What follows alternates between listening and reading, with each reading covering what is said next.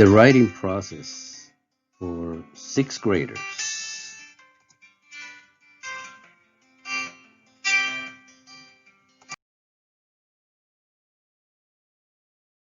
In this other part where it says doing research, see, doing research is the process that we get to use to work on a formal document.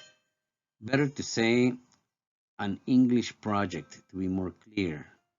See, it says here the best way to support your informative and persuasive writing is to use facts and details. The best way to find facts and details is to do research. Research means to look for information in the internet, and you have to do it correctly. Let us check some of the sources that you can find in the internet and outside the internet. Let's see. There are books. You can find books in the internet, and you can find them outside in your house. There are encyclopedias in the internet, as well as you can find them in the internet in your house. There are electronic magazines and paper magazines, electronic newspapers and paper newspapers. Digital audio, where you can find in many different ways. You can also find CDs and DVDs, all carrying the information for audios. There is the internet, of course, television and videos, interviews, interviewing persons who have a profession in the area that you're looking for. These are all sources that are necessary for you to take care of and to look for in order to develop your research, your project that has been set for you. First thing, let's check this part. One of the first advices that I will give you is this is important. You must do this one. You follow a process set by the teacher. Whatever the teacher says, gives you, writes, and explains to you to use, that's exactly what you have to do to develop your project. Otherwise, you will do it incorrectly and you won't get a good grade for doing so. Let's check some of the possible sources that you can work on. These sources are called record cards, or in Spanish, they are called fichas bibliográficas. They are used for capturing the source, the information, and obtaining specific information for you to use in your report. So there's a variety of record cards. If it's internet, if there are books or magazines and interviews, etc., you will search for the correct record card necessary for that. Also, there is this set of symbols that we have started to practice, and you have practiced a little bit.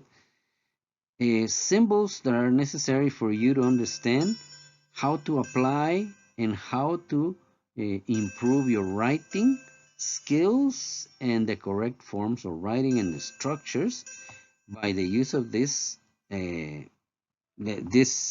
symbols, which we are pointing here. Then you can express yourself into writing in the proper way, and you get corrections by the teacher, and so on and so on. So you see, it's a process that you must follow through. As you can see here, there's written information when we do a project. And in the written information, first, you go through this basic process. You clear a topic, you find the sources, see? You use the record cards to support, see these record cards right here? record cards that you have here in examples are for supporting these sources. Then there is the outline that you have to make. See?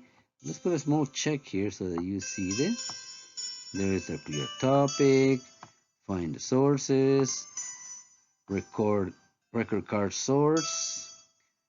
You make the outline, then you go for a rough draft.